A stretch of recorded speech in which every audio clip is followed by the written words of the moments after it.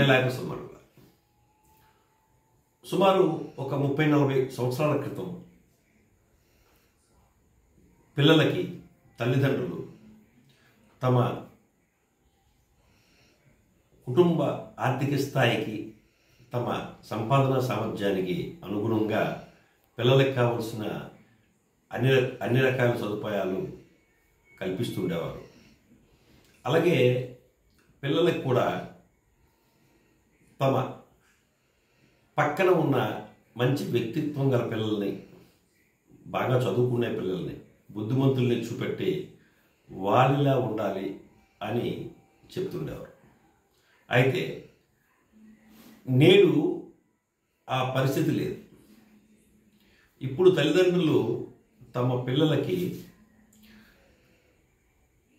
తమ పక్క ఇళ్ళలో ఉన్న పిల్లలు ఏవైనా ఖరీదైన వస్తువులు వాడుతున్నప్పుడు, లేదా ఒక మోటార్ సైకిల్ కానీ మొబైల్ కానీ వాడుతున్నప్పుడు, ఈ యొక్క తల్లిదండ్రులు ఆర్థిక స్థాయి మించినప్పటికీ, వాళ్ళు కొనివ్వలేని పరిస్థితి ఉన్నప్పటికీ కూడా, అయ్యో మా పిల్లవాడు బాధపడతాడు, పక్కింటి పిల్లవాడి దగ్గర ఉంది, ఇది బాధపడతాడని చెప్పి వీళ్ళ ఆర్థిక స్తోమత లేనప్పటికీ కూడా అప్పులు చేసి కొనిచ్చి ఆ పిల్లలకి బాధపడకూడదని ఆలోచిస్తున్నారు. అదే నేటి పిల్లలు ఎక్కువ శాతం పాడవడానికి కారణం అవుతుంది. ఎప్పుడైతే చిన్నప్పటి నుంచి పిల్లలు అడిగిన ప్రతి వస్తువుని అవసరం ఉన్నా లేకపోయినా తమ స్థాయి దాటి ఖరీదు ఉన్నప్పటికీ కూడా కొనివ్వడం జరుగుతుండడం వల్ల పిల్లలకి నాకు ఏది అడిగినా మా తల్లిదండ్రులు ఇస్తారు, ఇవ్వగలరు అనే ఒక భావన బలపడుతుంది.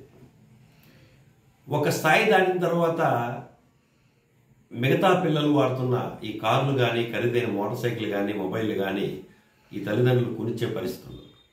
అలాంటి పరిస్థితుల్లో ఈ పిల్లలకి అవి ఇవ్వనట్టయితే వాళ్ళు ముందుగా తల్లిదండ్రుల మీద ఒక రకమైన అసహ్య భావన, రెండు వాళ్ళు ఎందుకు పనికిరారు అనే చులకన భావన ఏర్పడుతున్నాయి.